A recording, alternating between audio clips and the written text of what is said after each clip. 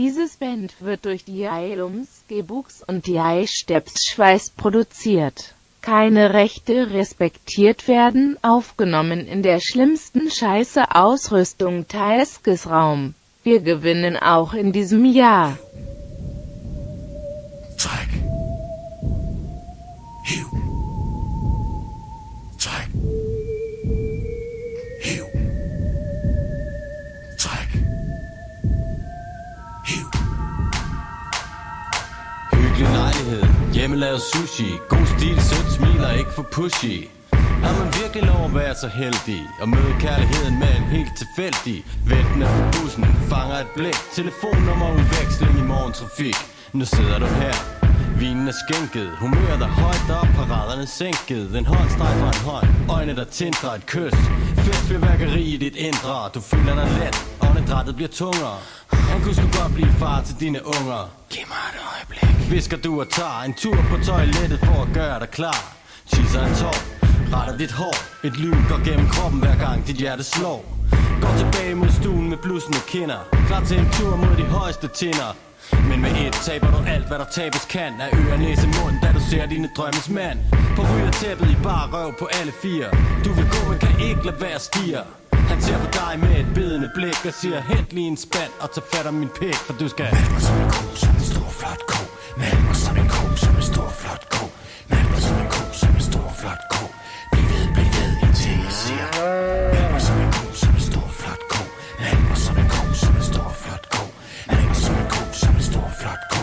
Bliv ved, indtil jeg siger. Til min fødselsdag har jeg et ønske ligesom Sea Change. Jeg håber ikke du synes at jeg er syg i mine brains. Nu skal du høre hvad du skal gøre for mig lille tøs. Det er lidt frækt, men du skal ikke være nervøs.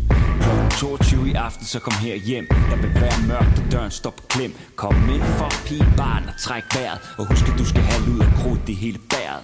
Okay, stil din sko og tag tøjet af. Der står en mælkespand i entréen, den skal du tage. Du kan du bevæge dig ind i mit mørke sind. Du famler dig langsomt frem, som om du er blind. Husk, kan du høre mig, du spænder bange. Du glæder dig sådan til at blive fyldt ud af min kødslange. Tequila i din tap. Det stopper da du sømmer på alle fire, og med det så slap. Nu er det tid, baby bobber, nu er det tid. Meld mig, du skal ikke være blid.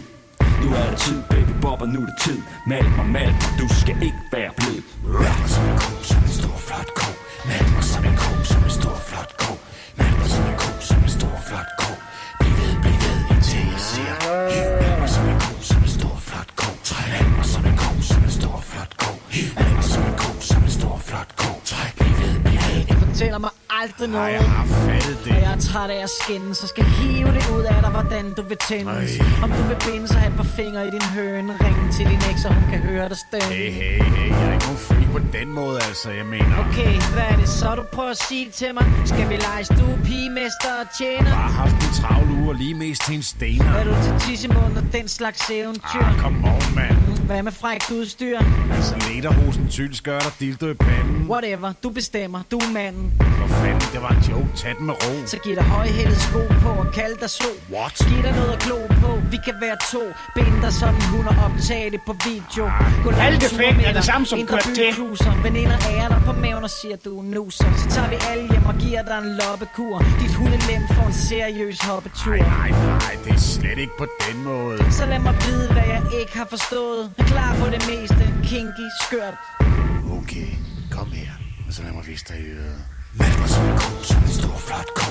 Meld mig som en ko, som en stor flot ko. Meld mig som en ko, som en stor flot ko. Bliv ved, indtil jeg siger.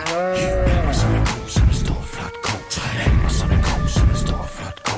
Meld mig som en ko, som en stor flot ko. Bliv ved, indtil jeg siger. Vi er hent din mælkespand.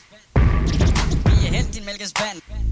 Vi er hent din mælkespand, for det kilder lidt et. Vi er hent din mælkespand. Vi er hent din mælkespand. Mælkespand, for det kilder lidt et. For det kilder lidt et. For det kilder lidt et. For det kilder lidt et. Tissemand. Hiv. Træk. Hiv. 112, det er så en ulækker tal. La la la Er folk ikke lidt mærkelige her, hva'? De kommer alle sammen hen fra det skøre hus.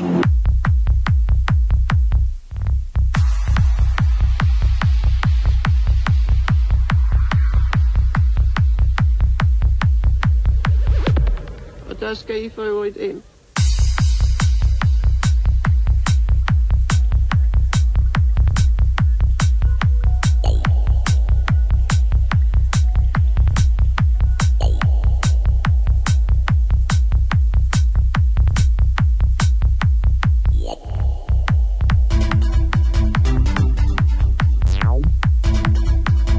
Kontanthjælpskamuflage.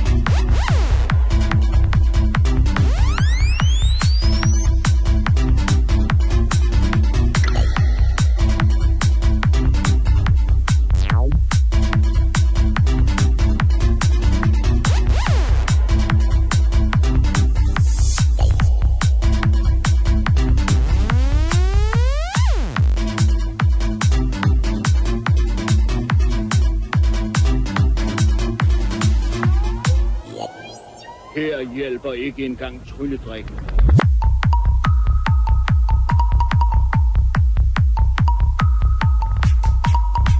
Vi bliver helt skøre. Du har ret i, at trylledrikken ikke hjælper her.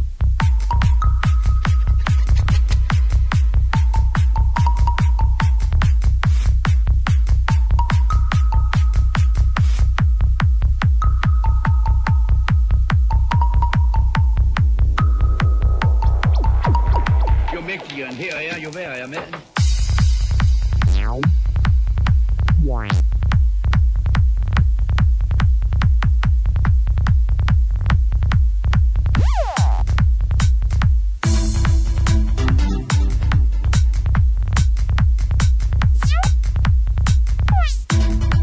Este es el pintor italiano Giorgio de Chirico. Estas son algunas de sus pinturas.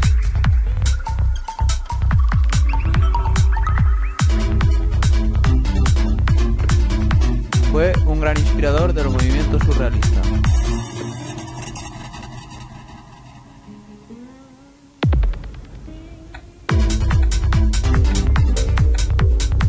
Una tarde, a Caperucita Roja, su madre le mandó llevar la cena a su abuelita.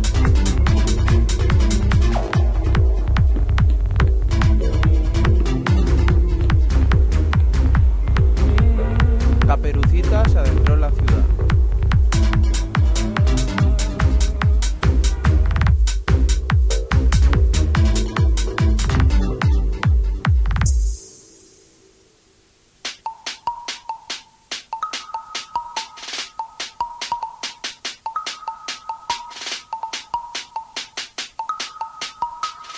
Må vi så få ro? Det her er en arbejdsplads.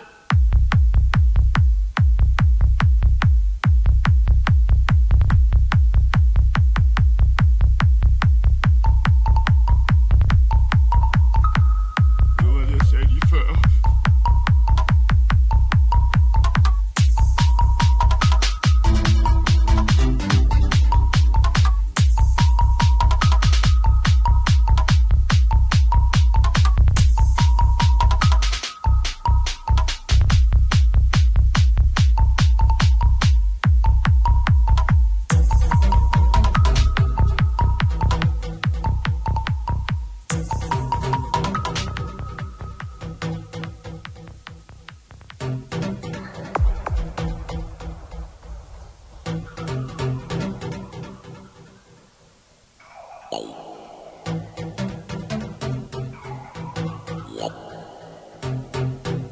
Skal jeg være god og rar ved ham nu, Asterix? Ikke nu, Obelix.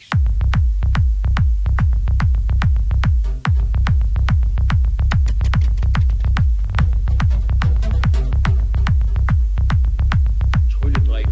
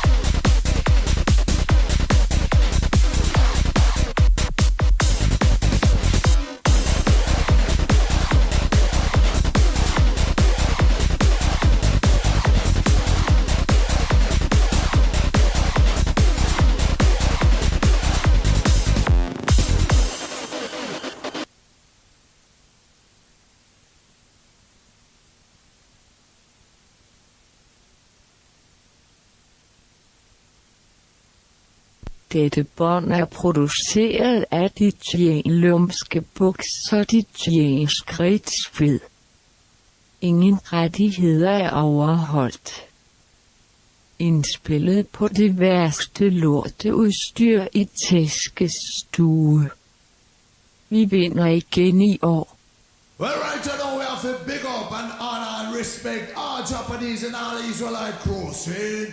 Cause right now this a bad boy tune now. Listen on ya. This one out of Skazi and Amisan. Easy people. All girls there. Oh Lord.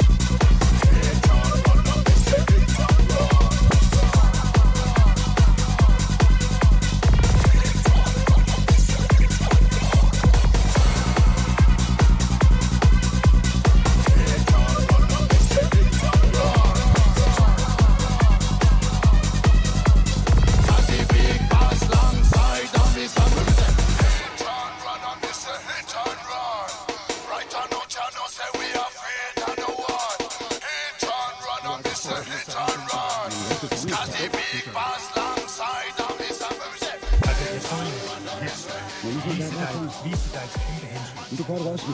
Og så bombarderer du mig med 25 spørgsmål. Jamen, gør det noget? Jamen, jeg kan ikke rumme mere i hovedet. Nå, okay. Jeg kan simpelthen ikke rumme mere i hovedet, og du har fået dit svar. Og du får ikke andre svar.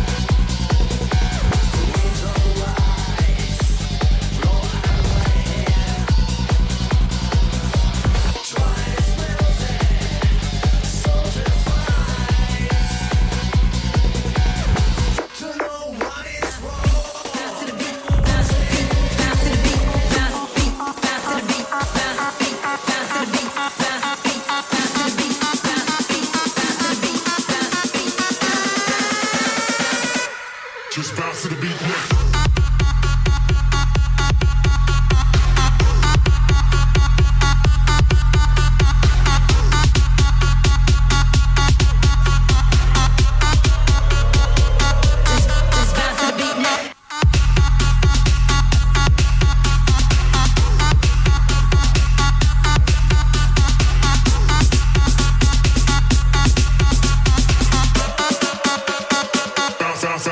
Bounce to the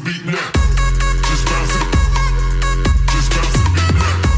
Just bounce to the just bounce to the beat now. Just bounce to just bounce to the beat now. Just bounce to just bounce to the beat now. Just bounce to just bounce to the beat now.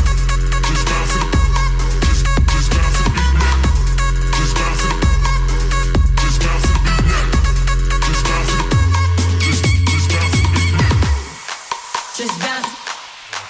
Just bounce to processer, så er det en god idé at komme før fredag aften. Det vil jeg bare sige. Så er det en god idé inden for almindelig arbejdstid. Men så det synes jeg, du skal stå i. Ja, okay. Det er jo simpelthen din fejl, at jeg ikke kan svare på det, fordi...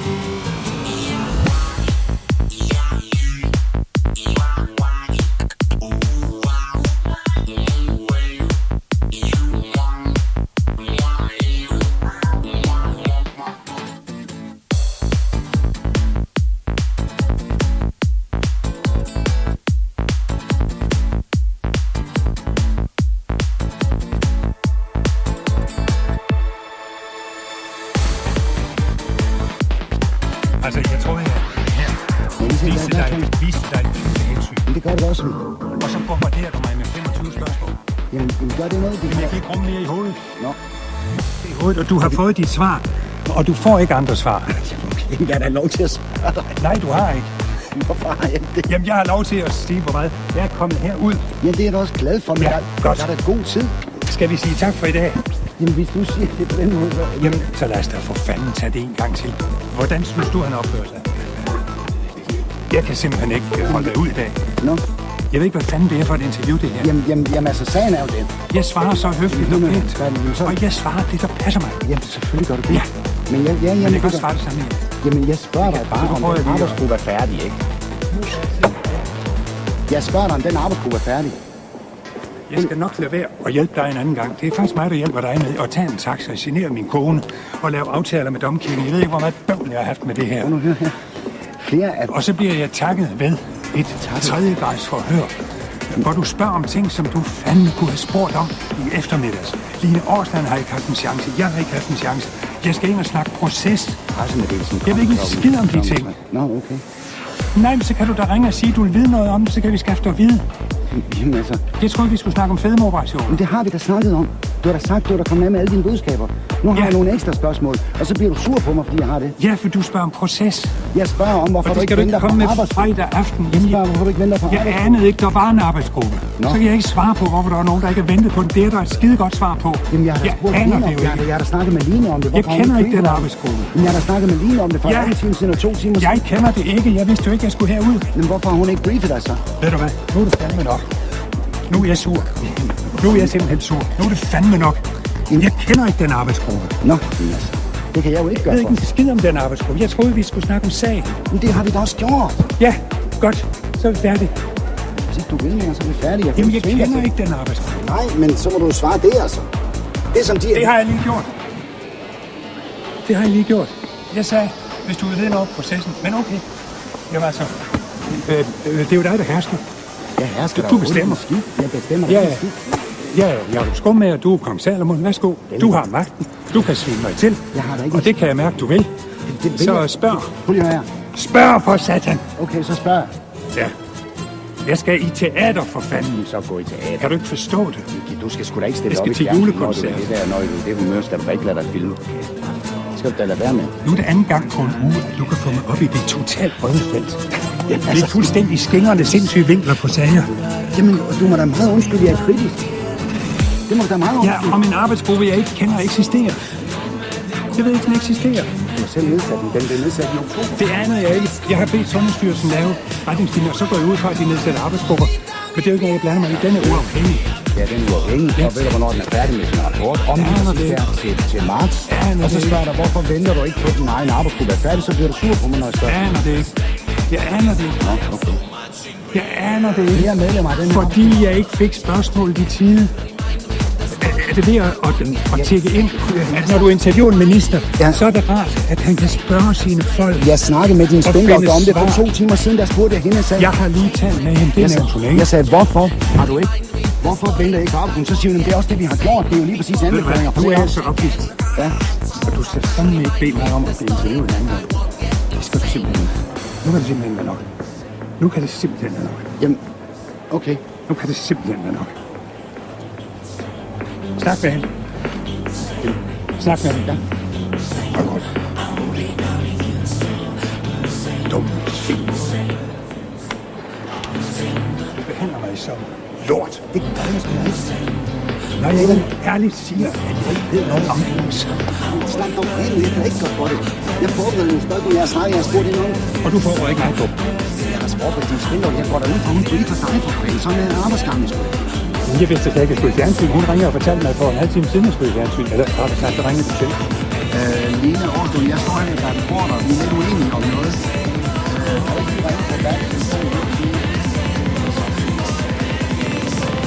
Jeg er rasende.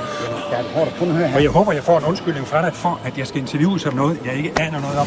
Jeg fik at vide, mens jeg sad og spiste risengrød.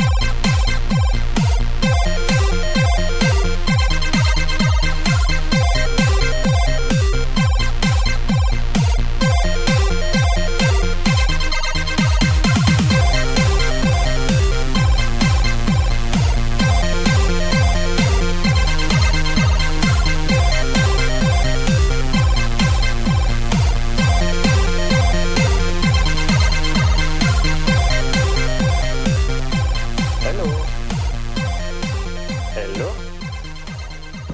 Hallo? Der sidder en. Nej. Hallo? Er der nogen? Hallo? Hallo? Sig nu noget. Dig, der sidder der med telefonen. Og lyden er lidt for sent. Prøv at skrue ned for fjernsynet, så går det helt meget nemmere. Hallo?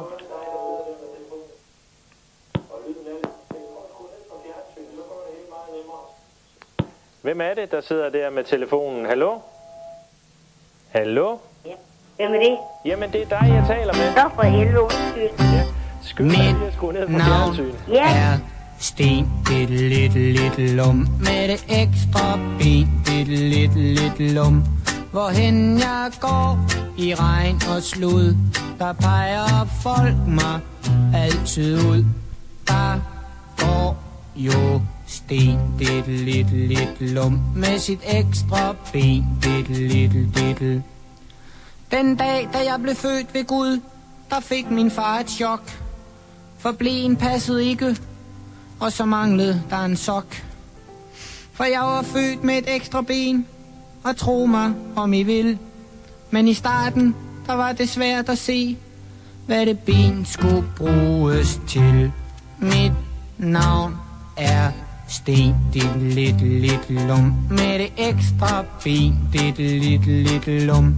Hvorhen jeg går i regn og slud, der peger folk mig altid ud. Der går jo Sten, lidt lum. Med sit ekstra ben, lidt. Min barndom, den var rædselsfuld, men jeg skal ikke klage. For stangspring vandt jeg altid, skønt jeg sprang over uden stage. Og når vi legede ved løb, så var jeg den stærke mand. For lige meget hvor stærkt de andre løb, så var jeg altid et ben foran. Mit navn er Sten, lidt lum. Med det ekstra ben, lidt lum. Hvorhen jeg går i regn og slud, der peger folk mig altid ud. Der går jo Sten, lidt lum. Med sit ekstra ben, lidt. I skolen, der gik det temmelig skidt, for jeg var lidt af en snøvle Peter. Men jeg lærte hurtigt, skridt for skridt, at 3 fod giver 1 meter. Jeg talte let på fingrene, og jeg vil ikke lyve. For smed jeg sko og strømper, kunne jeg tælle til 24. Mit navn er 1, 2, 3, 5, 6, 7, 8, 9, 10 11, 12, 13, 17, 18, 13, 14, 15, 16, 17, 18, 7, 21, 22, 23, 24, til 25. Mit navn er Sten, lidt lum. Med det ekstra ben, lidt lum. Altid skreg de af fuld hals. Gå nu march! Og jeg dansede vals. De sagde, din skæbne, lille sten, bliver politik med det der ben. Og som minister får jeg det let, for jeg er jo selv en taburet. For mit navn er Sten, lidt lum. Med det ekstra ben.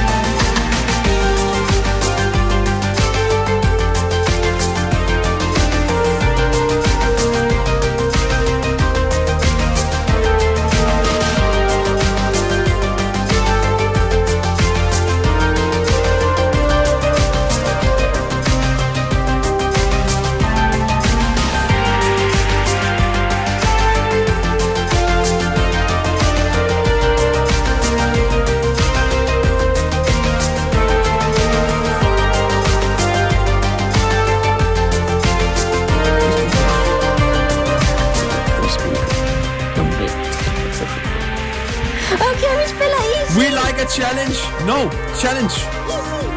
Nummer 1. Easy. Vi kan ikke blive enige. Vi tager det værste. Det er det værste, at man vil heller ikke tage det for nemt, men man vil heller ikke gøre det for svært.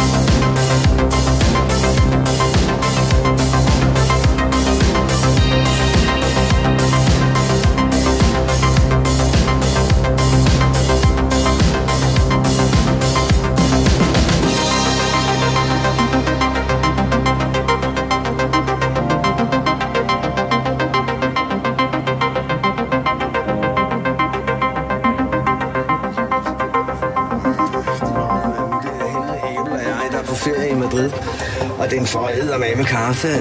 Vi har en aften, hvor vi alle sammen tager en bands beat. Og vi sover jo ikke i 24 timer, og så sover vi så 24 timer bagefter, og så vågner vi så næste dag, og så brækker vi os ud over det hele. Og er helt færdige, og så siger jeg, skal vi ikke tage en strøg? Så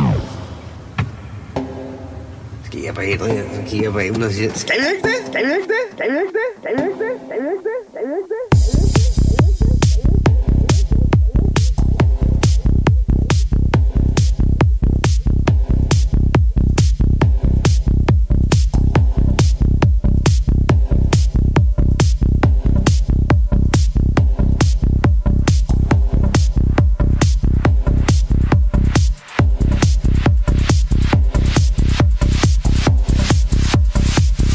Skal vi ikke tage en streg til?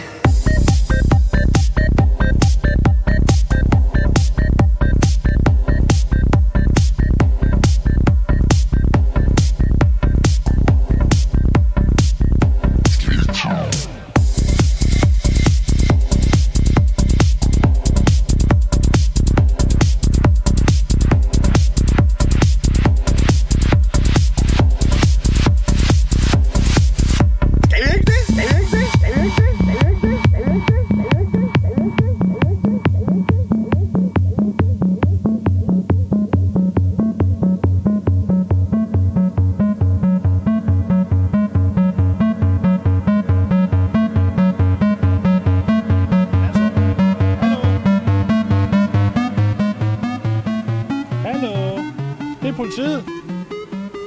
Skal vi ikke tage en streg til? Hallo? Jamen, det er politiet. Jamen, det er politiet, der er her.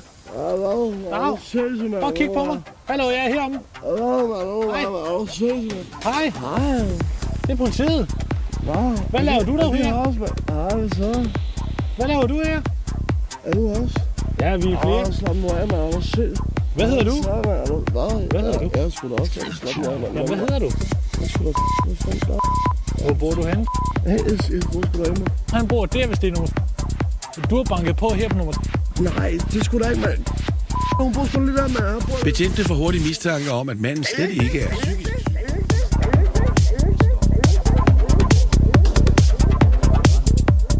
Og så er det meget atypisk, hvis han så lige pludselig skulle ligge til at sove.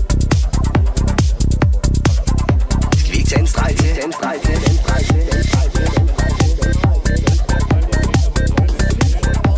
Selvom situationen nærmest virker komisk nu, så er betjenten særligt. Med kaffe. Hvis han for eksempel har taget amfetamin.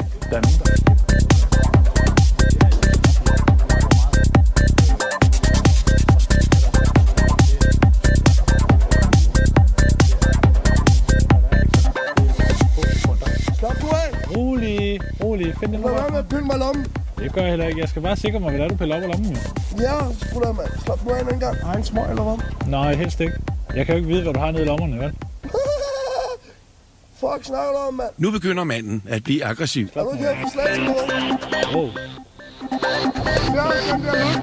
Find nu noget. Overhovedet ikke. I Slagelse prøver betjentene stadig at finde ud af identiteten på en ung mand, der har prøvet at komme ind i flere lejligheder, men han nægter at finde sit ID. Hallo, men jeg er her for Slagelse. Hvad snakker jeg om, mand? Nu finder du noget. Lad være med at pille mig lommen. Nej, så finder du. Lad være med at pille mig lommen. Prøv at høre her. Du skal ikke sidde og pille noget op af lommen, som jeg ikke ved, hvor jeg er. Hallo, men jeg er her for Slagelse. Slap nu af. Er du selv for Slagelse? Okay, fint nok. Så ved du også godt, hvad jeg har i lommen. Nej. Hallo, hvad med? Det er du godt fjern. Slap nu af, mand. Hvad sker der for, mand? Fjern den hånd. Fjern den hånd. Skal vi ikke tage en streg til? Hvad, mand? Er I fra politiet eller hvad, mand? Ja, det er vi lige præcis. Det har jeg også sagt til dig mange gange. Vi anholder ham, fordi han lige pludselig bliver meget aggressiv. Og jeg tager den vurdering af, at hvis ikke vi stopper ham nu, måske skal ligge og slås med ham. Og det ønsker jeg ikke. Derfor så skal jeg hurtigt igennem og få ham sidde i håndjern. Og så skal han.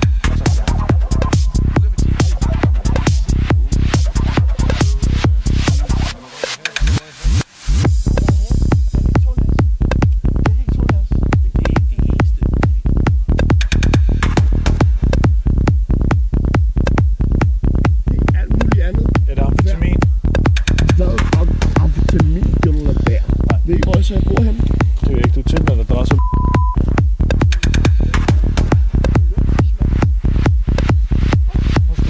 Skal vi ikke tage en streg til? Nice. Skal vi ikke det?